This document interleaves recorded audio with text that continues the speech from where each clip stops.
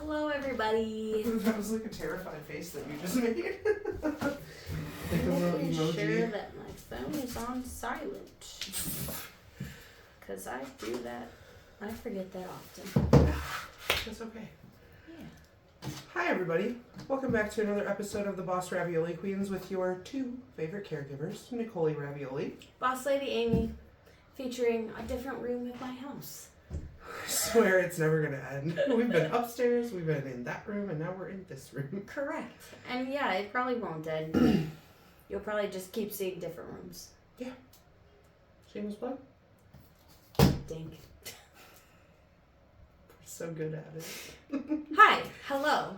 We're the Boss Ravioli Queens. If you're new here, we are two caregivers with a lot of experience combined, and we talk about healthcare, trending topics, caregiving, how they relate to caregiving, and all the good things.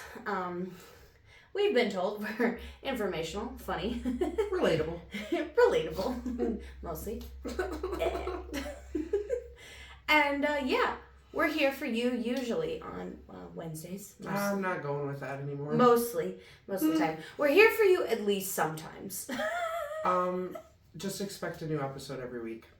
Yeah, that. Okay, so we're currently not releasing any audio-only versions of our podcast. However, you can go back and listen to our old episodes anywhere you listen to podcasts other than Apple. But we are releasing new episodes at some point every week. You can also go back and watch all of our old episodes on YouTube, and then of course stay tuned for the new ones. So, yeah, shameless plug over. Dink. Wow, we really are good at that. Anyways, we didn't come up with a name for this episode, so it's just gonna be Tell All, bro. Tell all, bro. Yeah. Yeah. So basically, we just wanted to fill you guys in on as to like why we took so many breaks and we're gone for so long, like over the last year.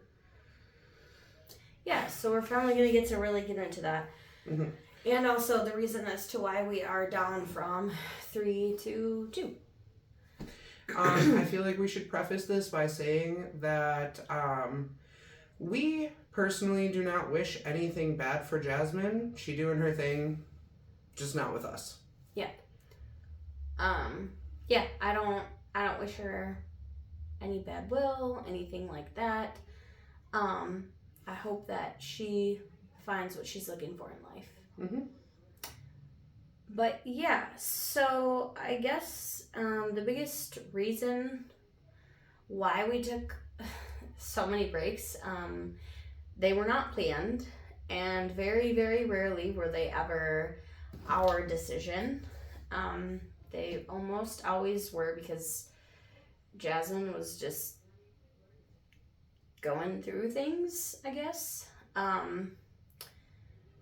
So we decided it was best to just part ways as far as like the podcast goes and things like that, because we're in a place in our lives where consistently we can make this work. We can do this. And Jasmine's just not in a place like that in her life where she can make this work consistently. And obviously that consistency is not good for views or... Inconsistency, you mean? Or yeah, that inconsistency is not good for views or like algorithms or things like that. And it also wasn't good for her mental health. No. So... And I do also feel like we should say that we did try to work with her on it. We changed recording days partially because of me and my work schedule changing, but also to try and fit all of our needs as a whole. So like I remember when Jasmine and I first moved up here, it was like our weekends off or whatever, because at the time we did have the same weekends off. And then Jasmine got a job where she had every weekend off, so then it was just working around my schedule personally.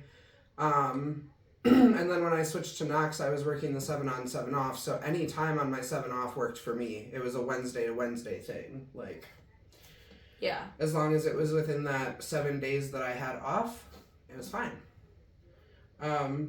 but we did lose a lot of the consistency and scheduling. Most of the time it was due to just like not feeling it, or I'm too tired after work, and like that's fine, that's okay, but we also both had the inkling that Jasmine didn't want to do the podcast anymore for like a while, but we also wanted her to tell us that. That's all she had to do was say, hey, I'm going through some things, I don't feel like I have the mental capacity for this anymore. Yeah. And obviously being caregivers and people that deal with people who are going through mental health crises quite often. Like daily, almost, depending. It was, I guess, kind of sad that we had to like pretty much pull it out of her. And yeah, so I guess our way of, or like the reason why we're doing this episode is because we just want to say like it's not anything that she did. She didn't do anything wrong. I think it's time to just get it out there, you know, because like you can only make up excuses so long of like, oh, we were having technical difficulties, or we were all just struggling at the same time, really hard. Yeah, we're struggling, or oh, we're all sick, or like, yes, there were a few times where like one of us was too sick to record, but that was pretty rare. And it was like one of those things where we would like get together to record, and then all of a sudden it would be like, holy crap, it's been a month since our last episode, like we need to put something out now.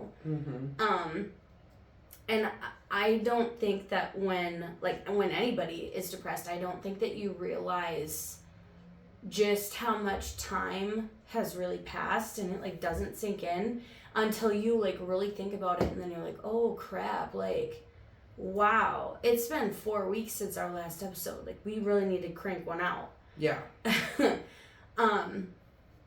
And yeah, I guess going forward, we're really trying to work on that, and we're trying to change things, and we're trying to get back to how it used to be, just fun, goofy, lighthearted, just kind of letting it flow, and that's how it used to be. And then I don't know, things just kind of took a turn, I guess. Yeah. And now we've been like trying to navigate our way through it. And it was always like little things, like when things really started to like go the other direction, it was the littlest things, like the every once in a while, I'm not really feeling it today, can we reschedule? Yeah, that's fine. And then it just got to a point where it was literally every single time we were trying to record. Right. And like, I mean, obviously rescheduling is one thing as long as the episode gets out by the week, that's fine. But then all of a sudden it was like, well, it's not a big deal if the episode just doesn't get posted. Okay. No. Like maybe once in a while, sure. Everybody deserves to take breaks, of course. But then it would get to the point where we would literally just get off of like a month break, and then we would be really trying to like hammer the fact like, okay, we need to do this. And then she would be like, oh, I just need a break. Like, we just had a break. What do you mean? So it was just, again, not shaming or judging or anything. It was too inconsistent for us to the point where it wasn't starting to be fun for us anymore. Yeah. And that's when we knew, like, okay, she's got to just let us know that she needs to quit. Right. And that, I mean, so I guess I can probably just tell everybody, like, what happened as to, like, the joking around and being like, oh yeah, I don't want to do it anymore. Yeah. So we were at our apartment letting the dogs out or whatever, and Jasmine and I were in the kitchen, and I don't remember what I said.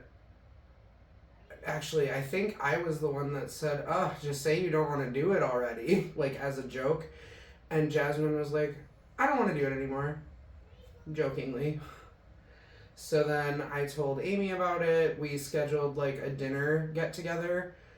We met up at a restaurant and discussed that Jasmine felt as though she just didn't want to do this anymore and she had too much on her plate already. Yeah.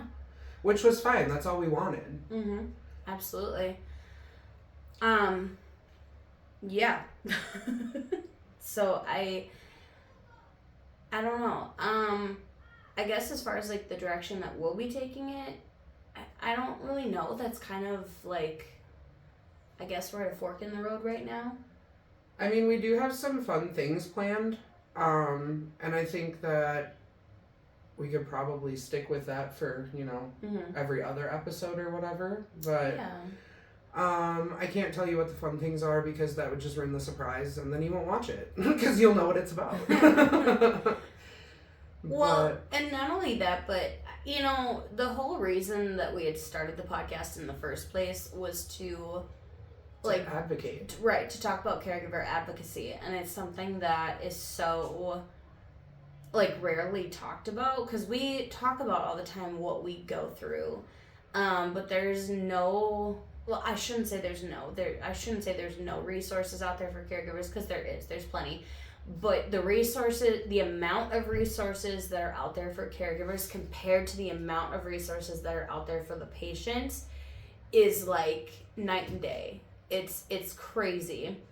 And even just trying to find Facebook groups and things like that, it's a lot of them are private, and a lot of them are very they're either nurse or CNA. There's no specific caregiver. Right, exactly. They're very specific, and also too, it just doesn't feel as personal. Yeah. It feels very if you don't fit this one mold, then you're not gonna get the jokes or the memes or whatever that they share, or you're not gonna be feeling like you can relate as much to the posts that they make. And so that was the whole point of starting all this, was just to make people feel like there was somebody out there that understood, that sees them. Exactly. There are caregivers out there like us that have the kind of humor we do and make the kind of jokes that we do because we get that, to somebody who's not in caregiving, if you would say or healthcare in general, right, honestly. Right, exactly. Somebody who makes a dark humor joke, if they're not in healthcare, you're just gonna get looked at like you're an awful person. But as somebody who's in healthcare or caregiving, you're gonna be like, I see you. I know what you mean, girl. Exactly, because it's you don't actually feel that way, but in the moment, that's how you cope with whatever just happened. And so, that's just one example, is having dark humor. There's so many other things and ways to relate. And that's just one of them. And that's why we started all this. And so now, we're just trying to get back to that. Because for so long, it was so just kind of off the rails. Yeah. Every episode was so chaotic. And it was so hard for, I know, not my proudest moments, but I'm sure all of you saw when I got legitimately mad about things, not being able to talk because I was constantly being interrupted and stuff. And I know that we all have some form of ADHD, so that made it worse. But it made me feel like I couldn't get my points across and like say what I wanted to say, and this was supposed to be for all three of us, not just like one or two. Right. So, and like also I feel like another reason that we started it in general is to vent too, like about our daily struggles as caregivers. Oh, yeah, absolutely. I mean, yeah, like we used to spend like an hour or two on the phone every day, just like getting it out. And that was something that was supposed to be another thing, was just like, this is just supposed to be like a vent sesh, you know, with your bestie. Like, yeah. And we just got so far away from that. And like we tried so hard to reel it back in, and it was like the harder we tried, the harder everything got to, like it just it was like apart. Right, exactly. It was just like a push and a pull. The more that we pushed, the more that the situation pulled back and vice versa. And I remember having the conversation at one point that it felt like work, and it wasn't supposed to feel like work because it was supposed to be this fun thing that we were doing together. Mm-hmm. But the thing is, it wouldn't have felt like work had it stayed the way it was. Mm-hmm. Like, had we not gotten derailed and like so inconsistent with everything, literally every aspect of it. So like, I don't know. I feel like it wouldn't have felt like work if it wouldn't have gotten derailed in the first place. Because that led up to a lot of please ignore the dog. He's fine. He's just not allowed in this room right now. So, what was I saying? Oh, the derailment. So if it wouldn't have gotten derailed, it wouldn't have felt like work because we had to put in more work after it got derailed because we had to record multiple episodes per session to kind of like keep up with everything. Right, to constantly try and like... It was like playing catch up all the time. Exactly, it was constantly playing catch up, even though it's like if we were just consistent in the first place, we wouldn't have had to do that. And then it became exhausting and it became like, oh, I don't want to do this. Because we were constantly playing catch up all of the time. And yeah, it really is one of those things where like, if you just keep up with your stuff, like in the long run, it's gonna help you. Right. But because it seemed like a monumental task at that moment, again, because of the push and pull, we just fell off the rails. Multiple times. Then we tried so hard to reel it back in. We did. And like it just seemed like no matter what we did, it wasn't working. Yeah.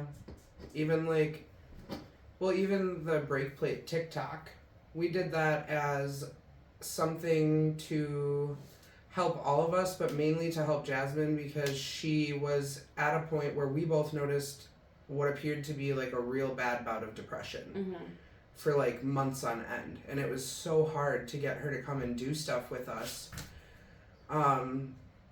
So we decided on the break plate TikTok because it was, at least for me, it was very like therapeutic and kind of a freeing like liberation kind of thing. For me as well. But it just seemed like it was one of those things that like seemed like it was starting to scratch the surface, but we didn't get deep enough. Yeah. And at the end of the day, no matter who it is in your life that is going through whatever they're going through, they have to want to get better themselves. You can try as hard as you want to like make them feel better, and it might help for a time, but they're the ones that ultimately have to put in the effort and like, I know this is going to sound kind of harsh, but like stop feeling sorry for themselves. Yeah. Absolutely. I mean, mental illness is not a choice. Correct. But you don't make the ultimate choice to feel the way that you feel. No. However, you do have to make the choice to feel better, and you do have to make the choice like, okay, if I want to stop feeling like this, I have to do A, B, and C, even if they're really hard. Right, and like we've talked about in prior episodes, celebrate every small victory. Oh, absolutely. If you drug your butt out of bed and brushed your teeth, that's a win. That's a win. Yep. Especially for someone who's so deep into their depression, I feel like it's very important to celebrate every single small victory. Absolutely. Because that ultimately is what's going to get you feeling better. Yeah. Absolutely. And yeah, depression, I mean, any mental illness is definitely, it's one of those things where like you have to put in the work. You can't just give yourself time and then expect for everything to just be better.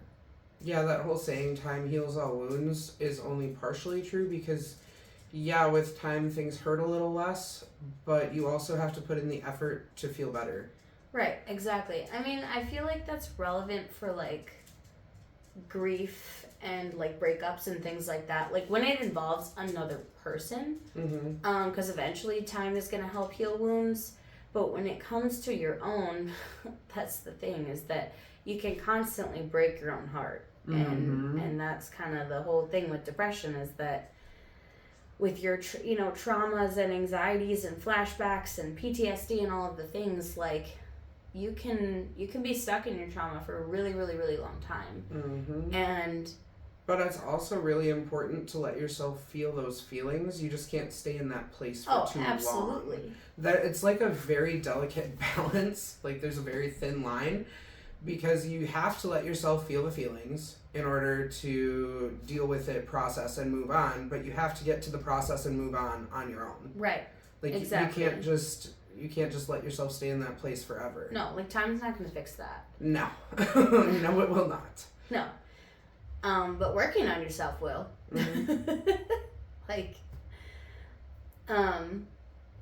Yeah, and I mean, it's hard. Like, it's not fun. It's not fun to be 3 a.m. and you wake up and you're like, oh, I'm the worst person ever. Like, I'm there. Like, that's happened to me so many times where I've woken up out of a dead sleep and I'm just like, time to spiral. Yeah. But like... Yeah, that's a very real thing too. But like, you gotta work on it. You have to work through those things and you have to let yourself feel them. Like for me, I tell myself, when I do have those thoughts, like I used to think like, oh, I'm so bad for having these thoughts. No, you're not. What you have to do is you gotta let yourself have them. And then once they're done, they're done. Like, I'm not a bad person for feeling bad about myself. Like, it is what it is. We move on. I call it my temporary psychosis. I have my little bout of temporary psychosis and then I move on. And like, so throughout all of this, like, you have been my rock for pretty much friggin' everything. I almost slipped up. I caught it. But like, for me and my mental health, like, there were things that I went through when we moved, not like directly when we moved, but like, I don't know, a little while after, until recently, where if I didn't talk to somebody, I was gonna explode. So like, talking about your issues helps because it gets it out there. You're not bottling everything up inside all the time. And like, you can't force someone to talk to you either because you want it to be on their terms. You can try, but you can't force somebody. Thankfully, I'm someone who is now okay with talking to people that I trust. It used to be the opposite, where I would bottle everything up and just be like the most angry person. But no one would ever know that I was angry unless they really, really made me mad. No one would ever know because I mask. It's like, I'm a jack of all trades, okay? I win the mental health Olympics. But anyways, back on topic. So talking about things that you're going through that upset you help. It helps a lot. So to be closed off is not good. No. Nope. And that's kind of like, that's actually really funny that you should say that. It's really relatable for me because so it's funny because I have gotten so good at like controlling my anxiety to where like I know that it's there. Obviously it happens all the time. I'm anxious constantly, but you would never know because I have allowed myself to get to the point where like I filter through these anxious thoughts and I'm like, whatever, not gonna happen. Next, that's garbage, throw it out. Like it's there, it's never gonna go away, but I've healed myself enough to where I can like, it's happening right now. I'm anxious about a lot of things, but you're not going to know that.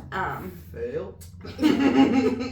And so it's really funny though because like at work or whatever, like when I stay calm about things, and even if I'm like freaking out inside, I know that whatever I'm freaking out about is not the reality of the situation.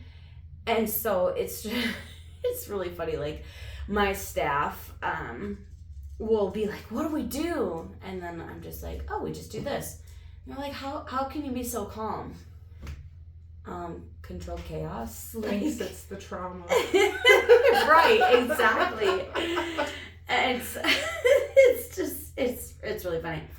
And I have this one staff member that tells me all the time, I'm never mad. I'm never in a bad mood. Both of those things are very untrue. Very. Because I hear the bad mood. And she told me one time, she was like, I would never know if you've had a bad day. And I'm like, yeah, you never will, because it's not your business. Like, you know who's going to hear about it? This one and my husband. Hello. That's who's going to hear about it. But no, nobody needs to know about it because it's not their business, and it's also not my place to put that on you, because like I don't know what somebody else's anxiety looks like. On top of that, you're keeping the professional relationship. Right, like it's not my place to put my anxieties on somebody else when I don't know if they're going to take that and they're going to hold it in. It's just like the residents. You don't share those things with your residents because you don't know if they're going to take on that worry for themselves. It's the same thing anywhere, really. Correct. So I have my circle of people that I trust, and that's who gets the brunt of my, not even the brunt of my anxiety, just like what I share, you know? Also, I feel like it's necessary to say that the walls are ironclad now. Like, nobody else getting in the shit. Ever. Ever. Yeah.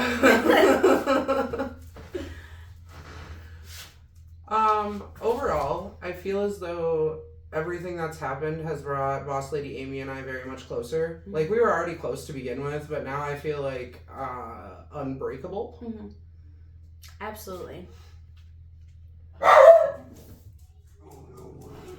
Dramatic bark. Dramatic bark. flare. You're ridiculous. Doing figure eights. You saw that too, huh? Anyways, I don't really have a whole lot else to say about it, other than the fact that we wish her well, and I hope that she finds the peace that she's looking for. Yeah, same.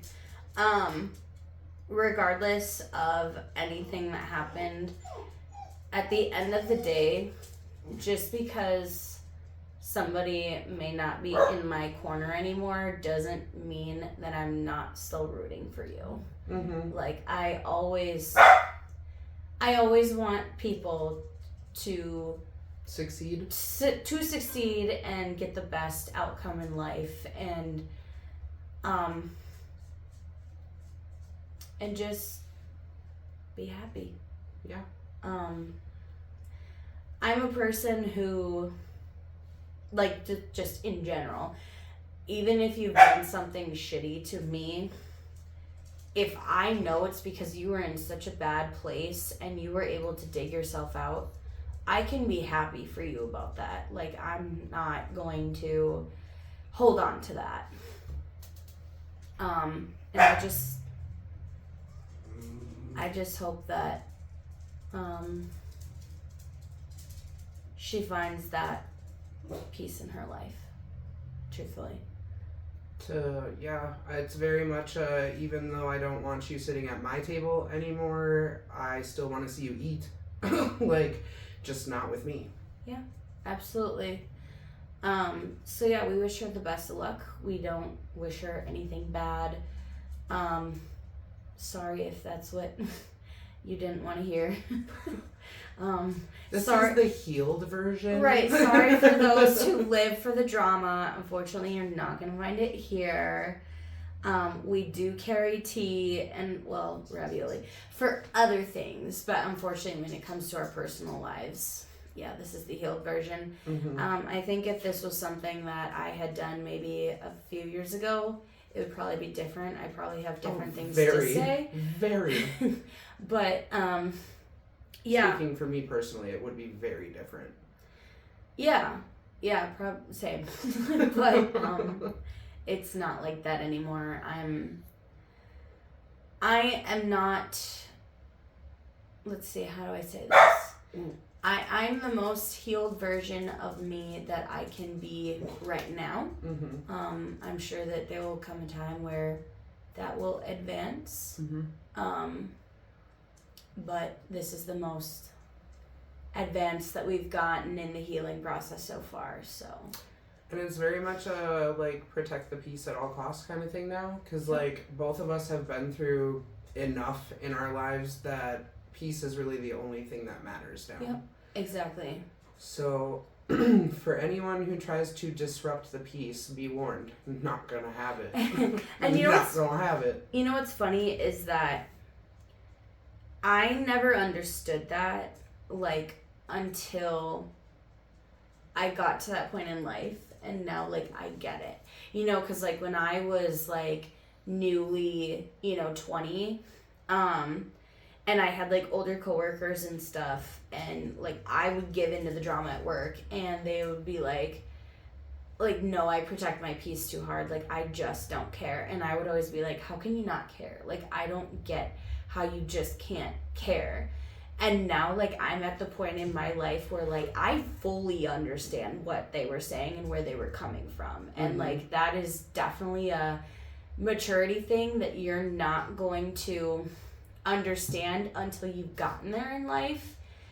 And you will only understand it until you've gotten there in life. Mm-hmm. Like, there's no ifs, ands, or buts. So, like, now I get it. I see the way people are at, like, 20 and 21 now, and I'm like, was I like that? Was that me? Did I do that? I did do that. But I don't understand why. I don't understand why I ever did that. Yeah. Because at the end of the day, it caused way more turmoil for me in my life. I don't know why I'm having a stroke right now and I can't say words correctly. Please excuse me. Anyways, it caused much more turmoil for me in my own personal life than was necessary, ever. But the funny part is that you don't even think about how much it actually affects you, like, at the time, until you look back on it and you're like, wow, I was a really stupid 20-year-old. Like, really stupid. Like, why did I waste so much time and energy on that? Exactly. I could have been so much more productive. Right. Yeah. So, yeah, that's it. We're protecting the peace. Good luck to Jasmine. And yeah, that's really it. So, sorry you couldn't bring your popcorn today. Sorry there's no Michael Jackson memes. No. I'm gonna do the thing. Do the thing. Julie, do the thing! No fucking way. Did that just happen? No way. Anyways. We caught it on camera. We did. You can find us on Facebook and TikTok at Boss Ravioli Queens. You can also email us, bossravioliqueens@gmail.com. Don't forget to like, subscribe, and hit the notification bell so you can get notified when we post a new episode every single time. It comes in handy right now because I am inconsistent. I'm not trying to be, but, like, you know what though? We're more consistent than we were, and that's a small victory. We are posting every week again. I was gonna say it might not be the same day, but it's every week, and you know what? That counts for something. That's a win. Yeah. All right. Until next time. Bye. Bye. I need to start waving with my other hand. Bye.